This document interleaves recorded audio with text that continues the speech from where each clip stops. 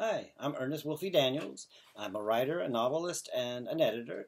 I am a current student here at Full Sail University, and I'm going for my master's in new media journalism. About 15 years ago, when I became disabled, I took the opportunity to pursue my lifelong dream of becoming a full-time writer, and haven't looked back since. When I enrolled in Full Sail's master's program, the first class I had was on mastery. It made me ask myself several questions. The first was, how do I know if I had found my true vocation? Fortunately for me, the answer was readily available in the 2012 book Mastery by Robert Greene. In it, he spoke about vocation and stated that you will recognize it when you find it because it will spark a childlike sense of wonder and excitement. It will feel right. Once found, everything will fall in place.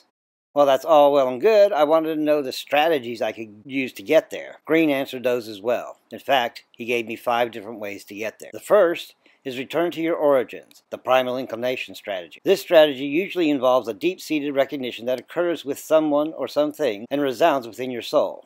For Albert Einstein, it was a compass given to him by his father. For me, it was the Native American culture. The best way to view this is how Greene put it. He stated that in order to master a field, you must love the subject and feel a profound connection to it. Your interest must transcend the field itself and border on the religious. The second strategy is to occupy the perfect niche, or the Darwinian strategy. This is where you evolve with your passion, you learn all that you can about the chosen field, all the ins and outs, and then using that information, you create a field that's all your own, a unique field that you can be master of. The third strategy is to avoid the false path, or the rebellion strategy. You can view this as a peer pressure strategy.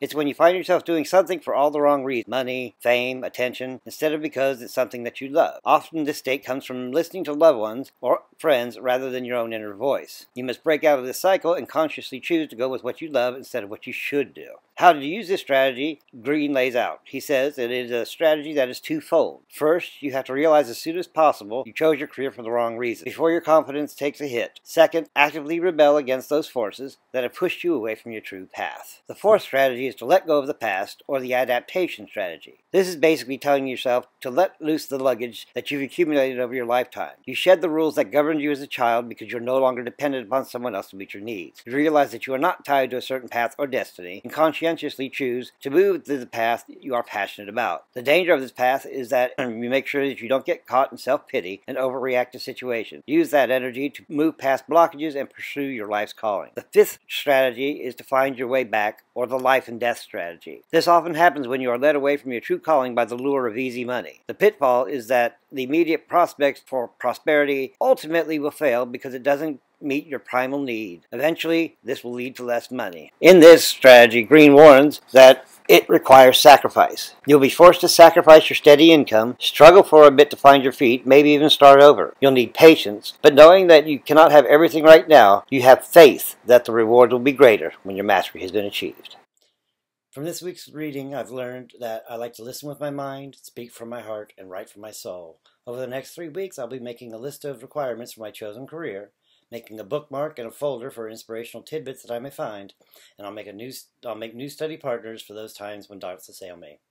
Thank you for taking the time to watch my video. Have a good evening. Goodbye.